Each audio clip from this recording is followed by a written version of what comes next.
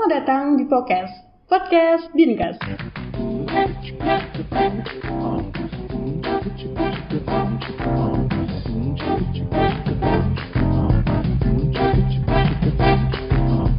Pagi sedulur sehat kita Semarang, apa kabar? Semoga sehat dan seperti biasa saya kembali lagi dalam acara Podcast Dinkes. Untuk edisi podcast kali ini kita akan bahas tentang kehamilan beresiko, karena ternyata ya Lur ya, dari data menunjukkan tahun 2024 itu angka kematian ibu di Kota Semarang masih agak lumayan tinggi ya. Kalau kita bilang Kota Semarang itu kota besar yang sebenarnya akses ke fasilitas kesehatan itu cukup lengkap gitu ya. Dan untuk mencegah angka kematian ibu yang mungkin tahun ini bisa meningkat atau harapannya sih enggak ya, kita perlu tahu dulu, mengedukasi moms bagaimana agar mempersiapkan kehamilan tanpa resiko. Nah, untuk membahas itu lebih detailnya, tentu saja kita sudah menghadirkan narasumber yang pasti sudah ahli dalam bidang kehamilan begitu. Di sebelah saya sudah ada Dr. Irwin Lamtota Lumbaraja, spesialis Obgyn. Dokter, namanya agak lumayan takut kepleset ya. Dokter, apa kabar hari ini? Ya, puji Tuhan, baik hari ini. Terima kasih dokter sudah menyempatkan waktu untuk hadir dalam acara podcast kami. Dan Dokter Irwin ini biasanya prakteknya di RSWN ya dok ya? Iya, di RSWN. Jadwalnya di setiap hari atau bagaimana dokter? Jadwalnya setiap hari, tapi saya mengisi poliklinik itu di hari Kamis, Jumat, dan Sabtu, Mbak. Kamis, Jumat, dan Sabtu. Buat mamas yang mau konsultasi atau ketemu Dokter Irwin untuk mengkonsultasikan kehamilannya bisa ke RSWN di hari Kamis, Jumat, dan Sabtu gitu. Oke, dokter, tadi saya sudah sempat spill sebentar tentang bagaimana kita akan bahas kehamilan beresiko gitu ya. Kalau bisa sih kita nanti mungkin ngasih informasi ke ibu-ibu yang menyaksikan ini agar bagaimana tidak jatuh pada kehamilan yang beresiko gitu. Seperti biasa dokter, kita punya fakta dan mitos yang harus Dokter Irwin nanti jawab. Nanti kita jelaskan satu persatu fakta dan mitosnya. Oke. Siap ya dok ya? Siap, oke. Yang pertama dokter, fakta atau mitos kehamilan di usia 35 tahun ke atas beresiko? Fakta ya, ayo ingat umur teman-teman ya. Yang kedua dokter, fakta atau mitos kehamilan kembar selalu masuk dalam kategori ibu hamil beresiko? Lagi-lagi fakta. Oke, fakta ya, ini kembar. Mungkin pada saat hamil, kembar anaknya 2 langsung, jadi nggak lucu, nggak capeknya sekalian gitu, tapi ternyata beresiko. Nanti kita tanya beresikonya kenapa gitu ya. Dokter, yang ketiga, fakta atau mitos morning sickness yang berlebihan menjadi tanda kalau kehamilannya beresiko? Nah, ini bisa mitos, bisa fakta Mbak, tergantung kondisi. Oke, bisa fakta atau mitos ya, tergantung kondisi. Nanti kita tanya, konsultasi sama Dokter Irwin. Dokter, yang selanjutnya, fakta atau mitos kehamilan beresiko harus operasi sesar saat persalinan? Nah, ini mitos.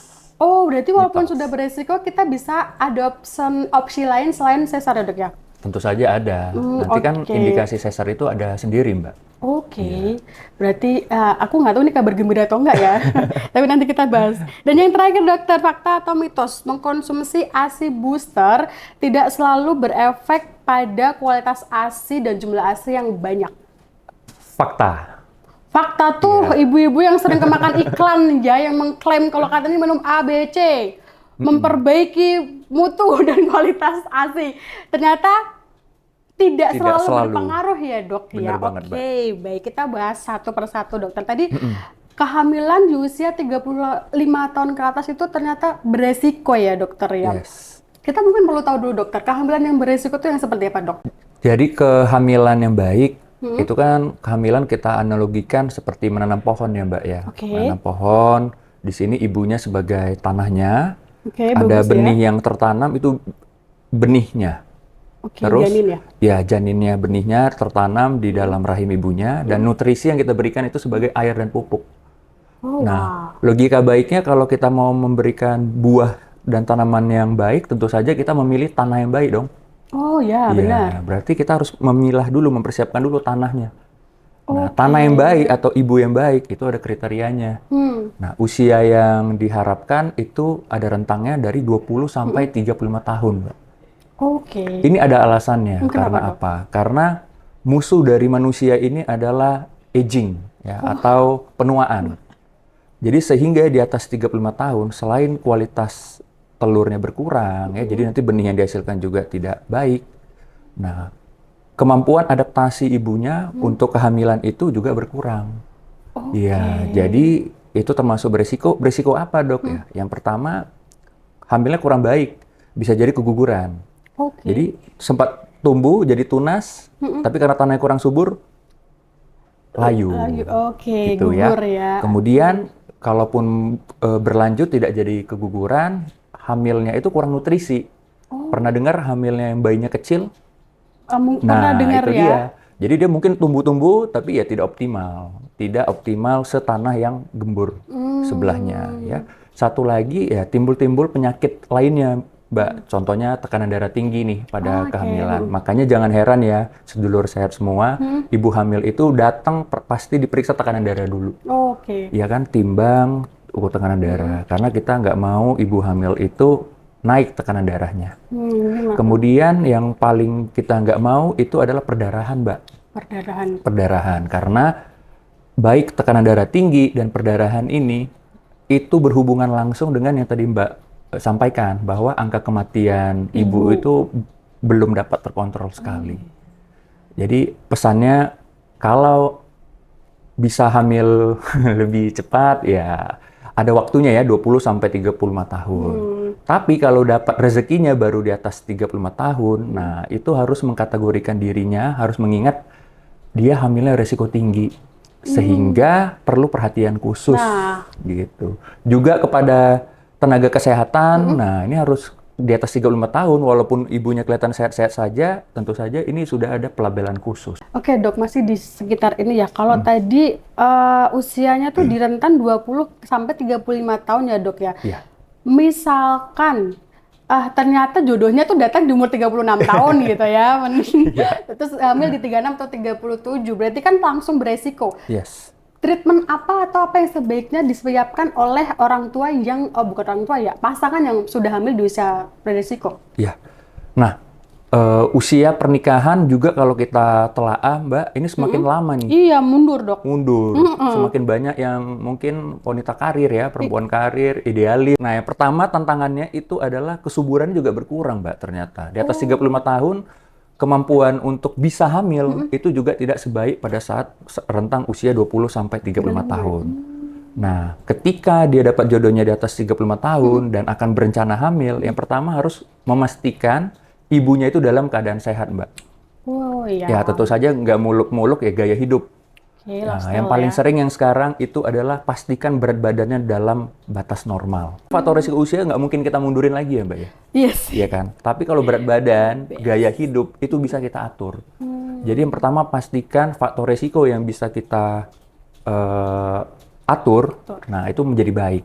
Berat badan, ya, gaya hidup, begitu. Cukup nutrisi, dalam hal ini adalah minimal HB, kadar darah tubuh itu tercukupi. Nah, ini syukurnya program kita kan pada pasangan-pasangan yang baru mau menikah itu kan diperiksa ya, Mbak, labnya. Jadi itu pastikan dulu baik, baru boleh hamil. Nah, pun kalau sudah berhasil hamil, nah harus diperiksa secara rutin ke Puskesmas, ke dokter, silakan. Yang penting dia ada pemantauan ketat. Pemantauan tadi ya, dan mempersiapkannya memang tadi sudah dijelaskan Dokter Edwin bagaimana kalau kita memang hamil di usia-usia yang memang udah rawan ya dok. Dokter tadi sempat mention tentang menjaga HB ibu hamil. Ini banyak juga saya baca tentang ibu hamil anemin. Ya, kenapa gini dokter? Kalau pernah saya baca juga runtut bahwa ibu hamil pun dipersiapkan sejak bahkan sebelum menikah harus bukan anemia, harus HB-nya di kadar yang normal. Benar. Kenapa sih dok harus menjaga HB dari sebelum kita hamil? Ya, jadi HB itu kan bisa menggambarkan status nutrisi ya, Mbak ya. Diharapkan kalau HB minimal 11 gram per desiliter itu yang dianggap tidak anemi. Nah, perempuan itu kodratnya tiap bulan akan mengeluarkan darah, namanya menstruasi. Makanya pasti akan kekurangan darah. Nah, masalahnya 50% dari perempuan di Indonesia, termasuk ibu hamil, itu anemia. Mungkin kalau kita di sini ada 10 orang Ibu, kalau kita periksa sekarang, mungkin 5 dari 10 itu HB-nya di bawah 10. Nah, di mana 75%-nya itu diakibatkan karena defisiensi zat besi. Prinsipnya sama seperti analogi menanam pohon tadi. Jadi ibu hamil itu dipastikan dulu fit, baik. HB-nya di atas 11. Barulah boleh hamil, dalam tanda kutip boleh hamil ya. Jangan ibunya anemia, tanda kutip dibiarkan hamil. Iya sih. Ya, dari awal udah ada masalah, tapi kelolosan ini kita ya hamil. Tentu saja luaran dari ibu yang tadinya anemia, hamil pasti tidak lebih baik dari yang ibunya itu optimal dari awal ya dok ya? Iya, makanya jangan heran program pemerintah, program dinas kesehatan itu pasti ada memberikan tablet tambah darah. Dimulai dari anak remaja, Mbak. Terus pemeriksaan HB pada itu pasangan baru menikah. Gitu. Jadi idealnya ketahuan nih kalau di bawah 10 anemia, saran kita sebenarnya Bu, kalau bisa jangan hamil dulu. Oh, gitu ya. Kalau bisa. Sekarang tantangan kita ini agar memang semuanya itu periksa sebelum melakukan pernikahan. Dia harus ke puskesmas untuk memeriksa HB dan tanda infeksi ya. Ada HIV, sifilis, dan hepatitis. Jadi sebenarnya program kita menurut saya itu sudah sangat baik. Bagus ya. Sangat bagus. Tinggal memanfaatkannya aja gitu ya luar ya. Dokter Irwin tadi sempat dimention tentang zat besi yang ada dalam kita sebagai perempuan atau yang akan nanti mengandung. Saya pernah baca juga itu katanya kalau ibu hamil minum teh, dokter, ini banyak banget kan, itu katanya juga mengurangi zat besi. Bener nggak sih dok? Iya, jadi teh, kopi, coklat, ya itu kan kandungannya sebenarnya mereka ada kafein ya, kafein. Nah, zat besi ini itu kan kita makan, mungkin dari sumber makanan ya, paling tinggi itu pada sumber protein hewani, daging merah. Juga ada pada sayur hijau ya. Itu kita makan di usus. Kalau ada kafein, ya kafein dan turunannya itu memblok penyerapan dari zat besi. Zat besi itu Fe atau iron. Nah, jadi dia bukan mengurangi secara langsung, Mbak. Tetapi teh, kopi dan teman-temannya itu mengurangi penyerapan.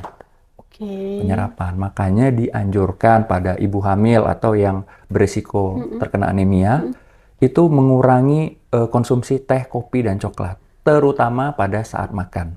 Nah, ini kebiasaan kita semua nih dan sangat nikmat ya. Apapun makanannya, minumannya, teh hangat. Wah, itu sangat enak sekali saya akui ya. Tapi gitu ya, ternyata dampaknya itu merugikan. Merugikan kita ya, Dok ya. Jadi jangan heran ada beberapa ibu ya datang waktu periksa lab, HB-nya rendah. Terus ngeluh ke saya, dok, saya makannya banyak dok. Tablet tambah darah juga saya minum, kok HB-nya rendah. Saya tanya, ibu senengnya apa gitu, minum pola makannya bagaimana? Ya itu kebanyakan begitu. Makan sate lah ya, makan nasi goreng, minumnya teh hangat. Nah ini juga. Jadi nggak heran kalau HB-nya nggak naik gitu. Oh, notat ya. Mungkin bukan buat ibu hamil juga, tapi mungkin teman-teman remaja putri ya, bahwa mungkin boleh mengonsumsi teh dan turunannya yang ada kandungan kafein, cuma mungkin ada dalam kandungan yang wajar ya dok ya? Wajar dan jangan dijamakan. Jadi teh dan kopi itu sehat, Mbak. Asal dia tidak dicampur gula dan tidak bareng makan. Pada saat kita makan? Iya. Oh, lebih baik minum teh dulu. Jadi teh aja. Oh, teh aja. Temennya. Itu lor ya. Jadi jangan makan sambil minum es teh atau teh gitu ya. Pakainya minumnya air putih. Oke, berarti tadi memang akhirnya mengurangi penyerapan zat besi ke badan ya. Kalau ada kafein masuk ya ngeblok. Oke, itu tercerahkan gitu. Karena banyak juga yang emang bener nggak sih minum es teh atau teh itu bikin kita nggak boleh sama orang hamil gitu ya. Oke, dokter tadi saya juga mencatat dokter sempat mention tentang perdarahan ya dok ya. Ini juga sih aku baca beberapa yang ibu hamil meninggal itu terjadi pada saat pasca melahirkan atau nifas. Itu perdarahan dokter tadi maksud itu perdarahan pada saat apa ya dok ya? Perdarahan benar, perdarahan pada saat melahirkan. Jadi perdarahan itu bisa terjadi di trimester 1. Ya, bisa pada saat trimester 2. Dan pada saat persalinan. Nah, intinya Mbak, hamil yang sehat itu seharusnya ibu hamil itu hemat biaya beli ventilator karena nggak boleh mens sama sekali. Oke. Ya, tapi dia akan berdarah, pasti akan berdarah pada saat persalinan. Sampai saat ini saya belum pernah lihat tuh ibu hamil bersalin nggak berdarah. Ya nggak mungkin kayaknya Dok ya. Nah, perdarahan yang paling membahayakan, ya walaupun ketiganya berbahaya ya, itu adalah perdarahan pasca bersalin. Ya, yang paling sering itu adalah 24 jam pertama pasca bersalin. Itu perdarahannya bisa banyak sekali, Mbak. Bisa sampai minimal 1 liter sampai 2 liter. Nah, pada kehamilan berisiko ya, salah satunya dengan usia di atas 35 tahun. Nah, itu rahimnya kan tidak seoptimal waktu muda dulu. Jadi setelah bayinya lahir, ari-arinya lahir, dia malas kontraksi. Jadi dia perdarahan terus. Nah, itu yang saya katakan risiko perdarahan. Dan ini fatal sekali. Ini bisa menambah 1 angka AKI. Makanya ini yang tapi itu terjadi pada ibu hamil yang normal ya, Dok ya? Kalau tadi kondisinya seperti baik itu. lahir normal ya, atau pervaginam ya, normal pervaginam atau secara sesar. Sama. Prinsipnya kan sama, keluar bayi, keluar ari-ari dan harus kontraksi nih supaya menutup pembuluh darah. Nah, pada usia risiko tinggi, salah satunya usia tadi, ini agak males nih kontraksi. Males dia, jadi pembuluh darahnya terbuka. Karena dia nggak elastis untuk menutup. Seharusnya lagi. begini dia nutup. I see. Gitu. Oke. Mengerti nih, Dok. Ini satu lagi terakhir sebelum kita bahas ke mitos yang kedua ya, Dokter. Tadi saya beberapa kali juga dapat informasi bahwa pada di kehamilan tertentu tuh normal aja nih kondisi tekanan darahnya. Kadang banyak juga kan yang ternyata faktor resikonya tuh dari ibu hamil hipertensi ya, Dok ya. Iya. Tapi di semester kehamilan tertentu tuh tiba-tiba hipertensi aja gitu, Dok, tanpa ada riwayat sebelumnya. Itu biasanya kenapa ya, Dok ya? Jadi begini, kalau kita bicara normalnya bagaimana sih perubahan tekanan darah pada ibu hamil?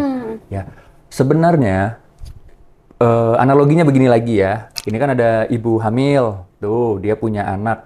Kita mau kasih nutrisi ya. Tubuhnya itu mau kasih nutrisi, tentu saja apa yang dilakukan dari pembuluh darah normalnya? Iya, melalui seharusnya melebar dong. Nah, ketika pembuluh darah itu melebar, tekanan darah itu rendah, Mbak.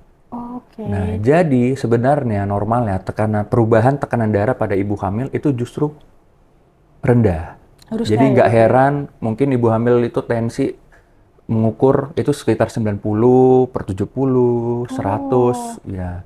Nah, ketika tekanan darahnya naik, itu biasanya terjadi di trimester 2, Mbak. Trimester 2 ke atas, sekitar 28 minggu ya, usia kehamilan 7 bulan. Itu kalau ibu hamilnya itu gagal adaptasi, yang seharusnya pembuluh darahnya itu melebar, tetapi dia menjadi menyempit. Dalam arti hal ini kalau menyempit tekanan darah naik. Iya, karena harus ekstra. Naik ya, karena kan harus ekstra.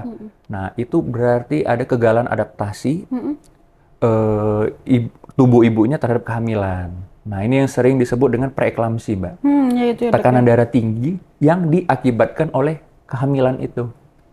Iya. Nah, bahasa awamnya walaupun kurang tepat, itu orang bilang keracunan kehamilan. Ada ya, saya baru dengar. Ada istilah itu, tapi itu menurut saya kurang tepat. Memang penyakitnya itu karena kondisi kehamilan, tapi ya mana ada keracunan kehamilan gitu ya. Nah, itu diluruskan namanya tekanan darah tinggi pada kehamilan atau gestasional hipertensi. Dan ini berisiko menjadi preeklamsi. Preeklamsi itu tekanan darah tinggi pada kehamilan, tetapi karena tekanan darah tingginya itu dia merusak organ-organ yang seluruh tubuh bisa. Dan ini beresiko ya, Dok ya? Sangat berisiko.